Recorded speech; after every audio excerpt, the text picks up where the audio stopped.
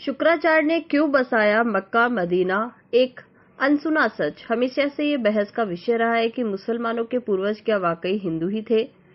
दुनिया भर के मुस्लिम लोग चाहे इस सत्य को माने या न माने, उनके रहन सहन के तरीके, उनके मक्का में करने वाली पूजा पद्धति, उनके पवित्र चिन्ह आदि उन्हें किसी न किसी तरह से हिंदू धर्म से जोड़ते हैं। हिंदू धर्म ग्रंथों के अनुसार असुरों के गुरु तथा महर्षि रघु व असुरराज हिरण्यकश्यप की पुत्री दिव्या के संतान शुक्राचार्य ही मुस्लिम संप्रदाय के वास्तविक जनक थे। शुक्राचार्य ने राक्षसों का वंश बचाने के लिए भगवान शिव की घोर तपस्या की, जिससे प्रसन्न होकर शिवजी ने अपना स्वरूप शिवलिंग शुक्राचार्य को प्रदान कर उसे वैष्णव अर्थात हिंदुओं से दूर रखने को कहा। शिवजी का स्पष्ट आदेश था कि जिस दिन कोई वैष्णव अर्थात हिंदू इस शिवलिंग पर गंगा जल चढ़ा देगा, उस दिन राक्षस वंश का नाश हो जाएगा। शुक्राचार्य महादेव के स्वयं दिए हुए शिवलिंग को भारतवर्ष तथा हिंदुओं से दूर रेगिस्तान में स्थापित किए, जिसे आज अरब देश में मक्का मदीना के नाम से जाना जाता है। यहाँ तक कि अरब देश का नाम शुक्राचार्य के पुत्र अर्व के नाम से ही पड़ा है। शुक्राचार्य मूल रूप से काव्य ऋषि थे और उनके सम्मान में मक्का मदीना के शिवलिंग को काव्या नाम दिया गया। कालांतर में काव्या नाम विकृत होकर काबा बन गया, जिसे मुसलमानों का सबसे पवित्र स्थल माना जाता है। अरबी भाषा में शुक्र का मतलब महान माना जाता है और शुक्र अर्थात शुक्रिया अथवा धन्यवाद शब्दों का जन्म भी गुरु शुक्राचार्य के नाम पर ही हुआ है। मुसलमानों का पवित्र जुम्मा शुक्रवार को मानने की वजह भी गुरु शुक्राचार्य ही है। भार्गव के नाम से प्रसिद्ध शुक्राचार्य का नाम शुक्र कैसे पड़ा, इस संबंध में वामन पुराण में विस्तार से उल्लेख है। एक कथा अनुसार जब शुक्राचार्य को भगवान शिव निगल जाते हैं, तब शिव जी के उदर में जाकर भार्गव ने भगवान शिव की स्तुति प्रारंभ कर दी, जिससे प्रसन्न होकर शिव जी ने उनको बाहर निकलने की अनुमति दे दी। जब वह एक दिव्य वर्ष तक महादेव के उदर में ही विचरते रहे, लेकिन कोई छोर न मिलने पर वह पुनः शिव जी की स्तुति करने लगे, तब भगवान शिव ने हंसकर कहा कि मेरे उदर में होने के कारण तुम मेरे पुत्र हो गए हो, अतः मेरे शिशु बाहर आ जाओ। आज से समस्त चराचर जगत में तुम शुक्र के नाम से जाने जाओगे। शुक्र के नाम से शुक्र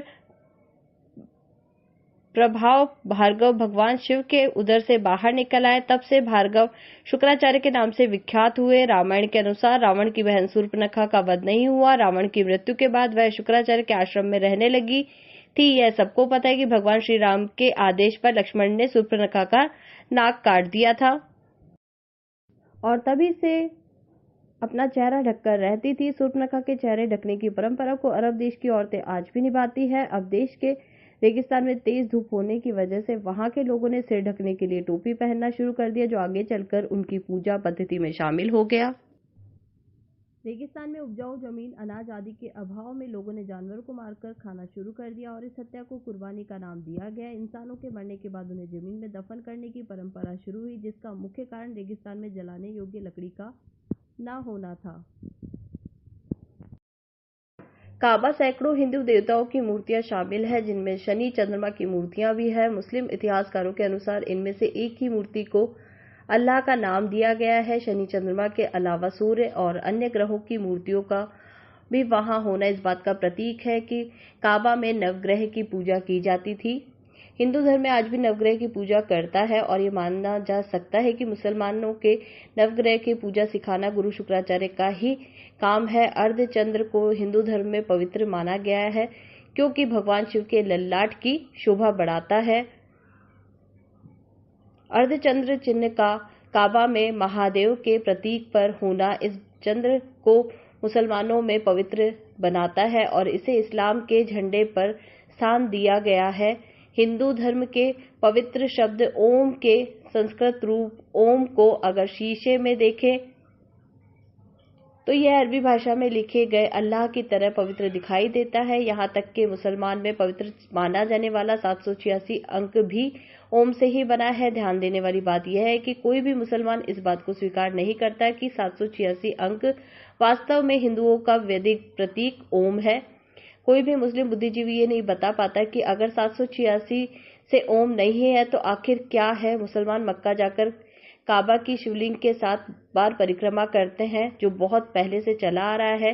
गुरु शुक्राचार्य ने यकीनन इस्लाम से पूर्व पैदा हुए अरब क्षेत्र के लोगों को हिंदी पूजा पद्धति सिखाई होगी।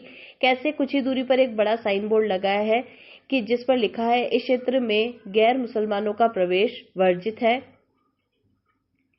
यह साइन बोर्ड उस समय का प्रतीक माना जाता है जब इस्लाम में शुरुआत हुई थी। तभी यह भी अंदाजा लगाया जा सकता है कि शुक्राचार्य ने भगवान शिव की दी हुई चेतावनी पर अमल करते हुए इस मंदिर के क्षेत्र में हिंदुओं के प्रवेश पर प्रतिबंध लगाया होगा।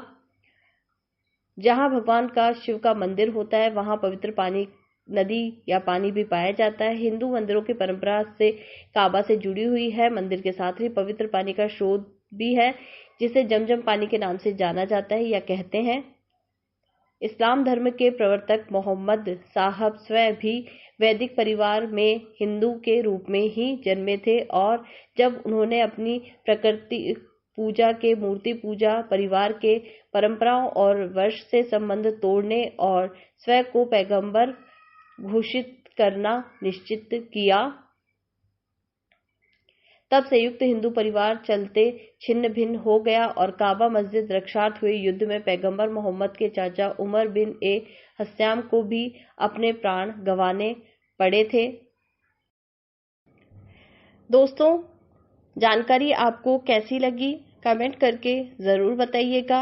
इसी के साथ अगर जानकारी पसंद आए तो वीडियो को लाइक शेयर कीजिएगा। चैनल पर नए हैं तो चैनल को सब्सक्राइब कीजिएगा। हर हर महादेव।